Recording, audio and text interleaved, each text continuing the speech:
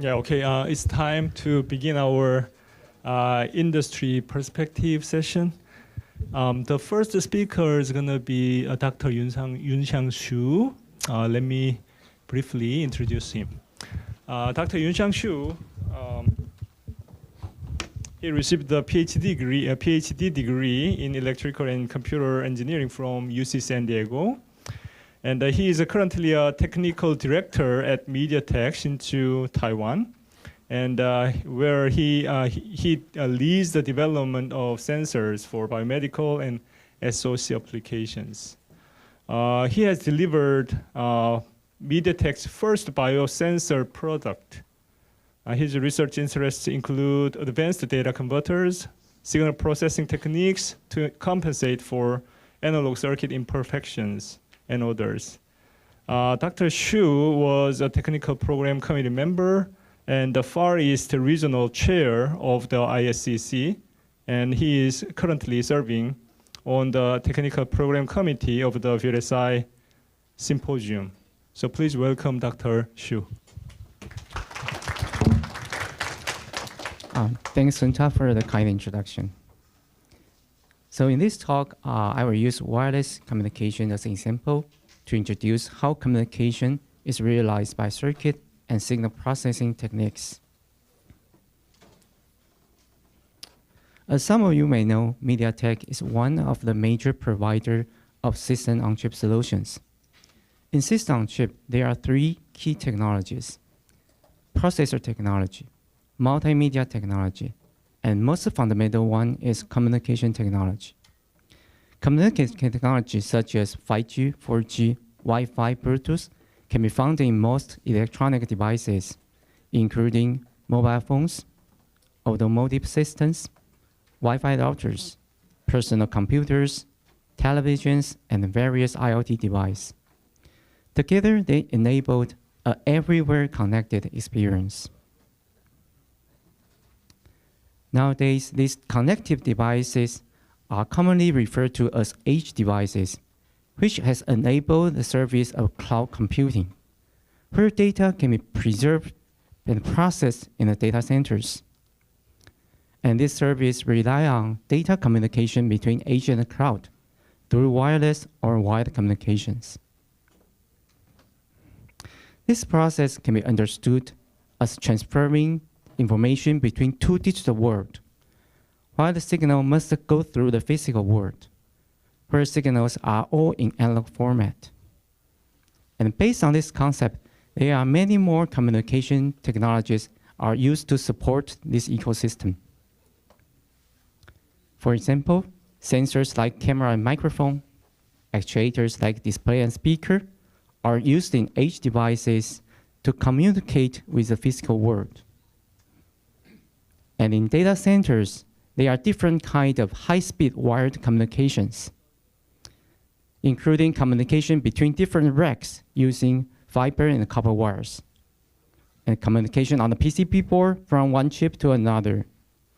And recently, the die-to-die communication inside a small package has considered as one of the key technology to support high-performance AI computing.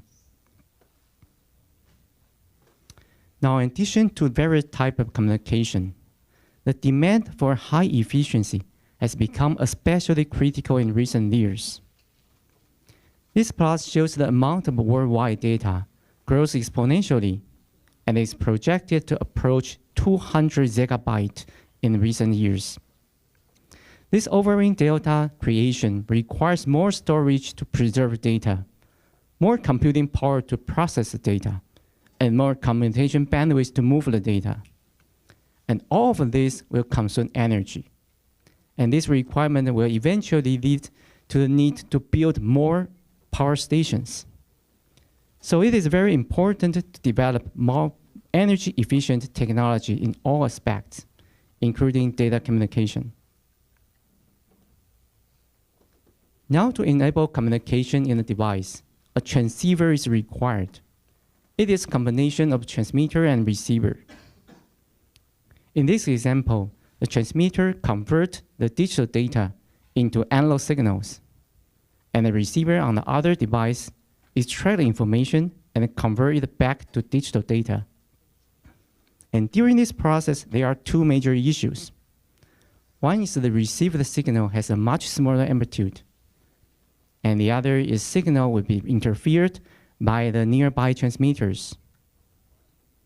And this case is similar to the case when you are having conversation with someone away from you. And at the same time, someone just next to you is speaking loudly.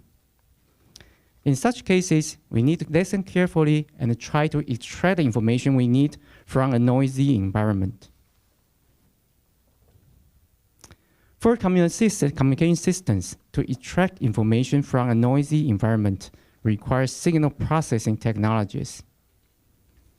Here, a receiver consists of an analog to digital data converter with analog signal processing and digital signal processing before and after it. And similarly, inside the transmitter, there is a digital to analog converter with digital and analog signal processing functions.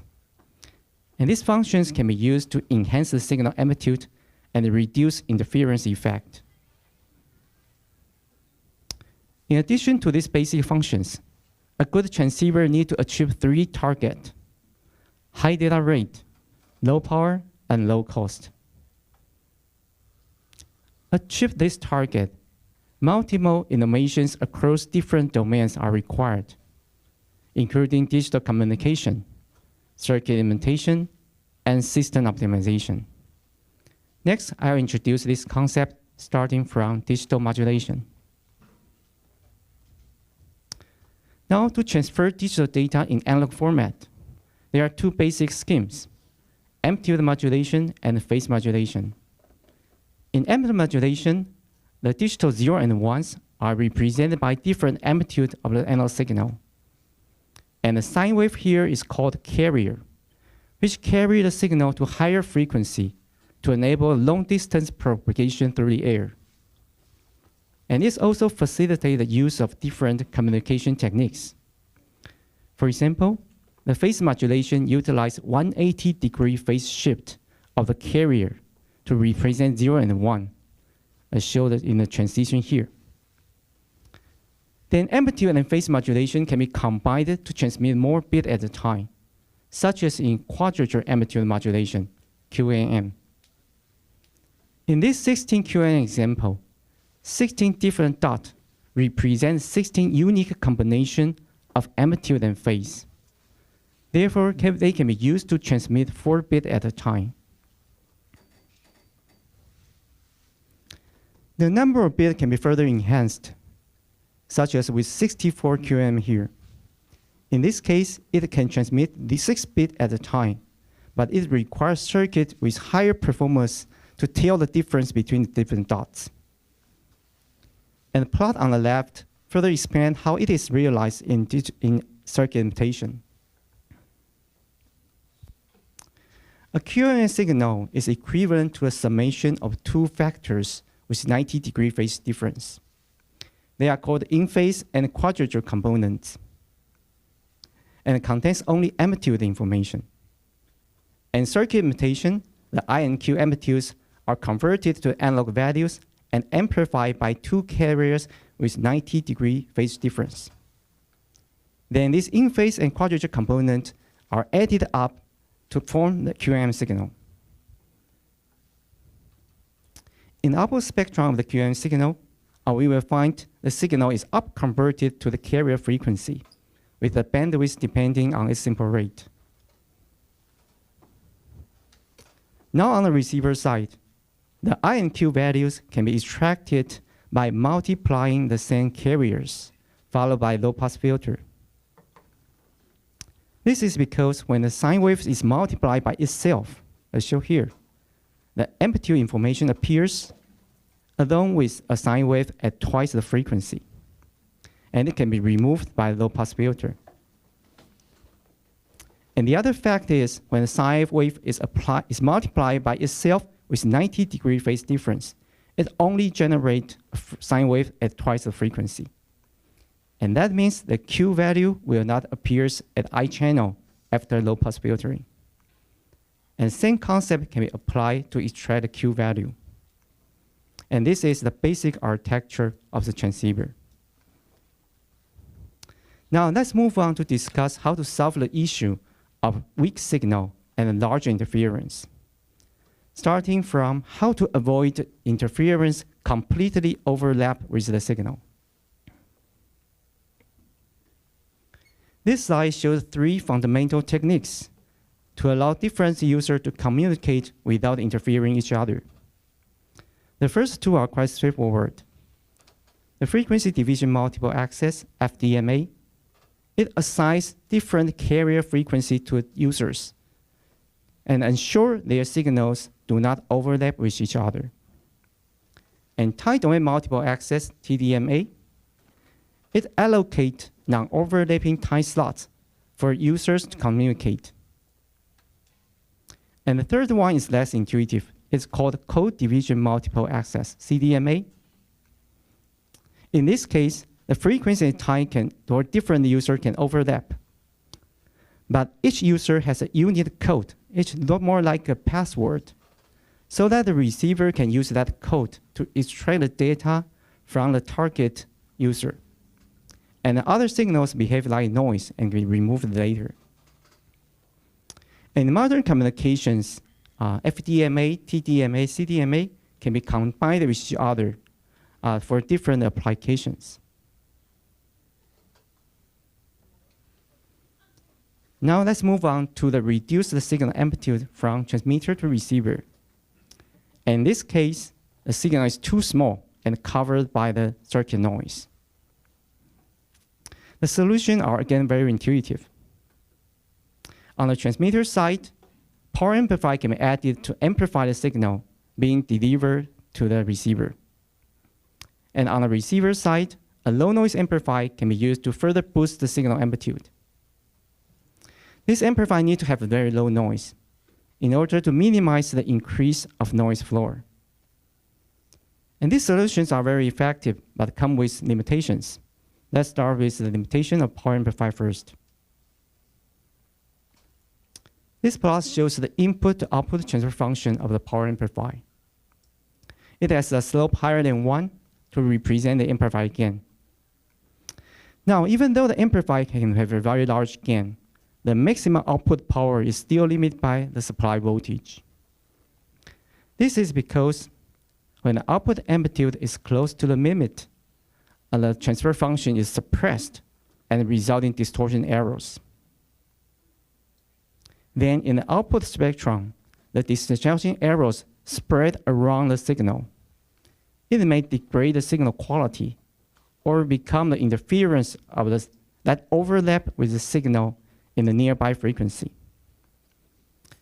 And of course, higher supply voltage can be used to maximize the output power, but it will sacrifice the overall efficiency because high supply voltage is not always necessary in most scenarios. Now, to tackle this challenge, there are 2 techniques are commonly used. One is distal pre-distortion, which pre-distort the signal to compensate for the distortion in the power amplifier. And the other is to adjust the supply voltage dynamically and only enhance it only when necessary. On the receiver side, similar effect can be found in low noise amplifier. In the case shown here, where the receiver input contains a weak signal and multiple large interference. And after the low noise amplifier, their amplitude are enhanced. In this case, the distortion of low noise amplifier are triggered by interference instead of signal. Now because there are multiple interferences, the distortion will spread over a wider range and can easily get into the signal bandwidth. As a result, the gain of the low noise amplifier need to be limited. But without sufficient gain, the signal may not be well above the noise floor. Therefore, a good transceiver need to have a high nonlinear range to tolerate large interference and need to have a low noise to accept small signal. And this range is called dynamic range, which you're probably very familiar with. This complex is exactly the same as taking high dynamic range picture using a mobile phone. It means the image will not saturate due to the very bright object, which is interference. An object in a dark area, which is a weak signal, is still visible. However, high dynamic range is always very challenging. To relax the requirement, analog signal processing can be applied. This slide shows the analog signal processing with filter and gain stages. In this case, before the low noise amplifier, a bandpass filter is used to reduce the amplitude of nearby interferences and reject interference far away. And this allows the amplifier to have higher gain to relax the requirement of the noise in the following circuit. Now, after the IQ demodulation, the signal will be shifted from carrier frequency back to low frequency, together with the remaining interference. Then a low-pass filter can be used to reject the interference, and the gain stage can be used to further enhance the gain of the signal to relax the dynamic range requirement of the analog-to-digital converter. And this combination of filter and gain is very useful and commonly used in most receivers. However, every additional circuit comes with additional concerns. For example, the filters are composed with resistors, capacitors, and inductors. They usually occupy a large die area or need to use external components. And that would increase the cost of the overall system, especially when die area is very expensive in the advanced process. Therefore, it's very important for a system to optimize the performance and the area cost. And this slide explains the concept of system design and optimization. First, it is important to note that every circuit block contributes noise and distortion and consumes power and area. Here, system design begins with predefined scenarios and the required signal-noise ratio. And once the total acceptable noise and distortion are determined, the system design needs to allocate the noise and distortion budget to each block. If this budgeting is not done properly, the design of some of the block will become very difficult. And that means with a small performance enhancement will result in huge area and power cost. And therefore, system design relies on extensive knowledge and experience in both circuit and systems. And on top of that, the best design always evolves with application specifications, new circuit techniques, and process scaling.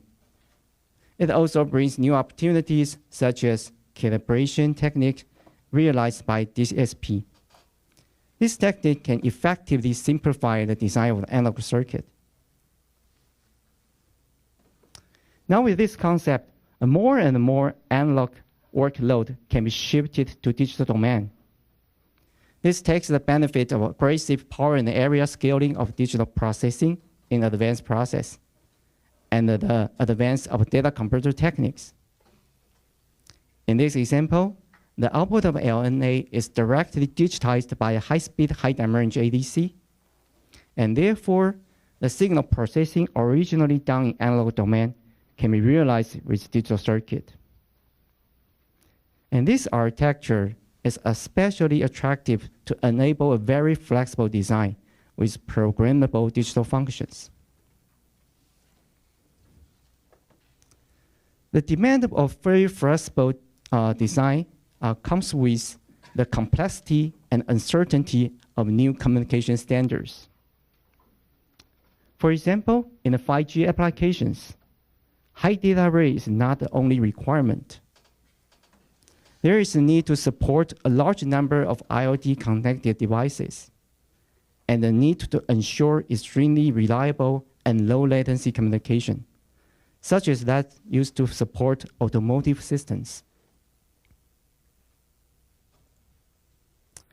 In this talk, we started by describing communication as a transfer of data between digital and physical world. It faces a challenge of signal attenuation and interference in physical world.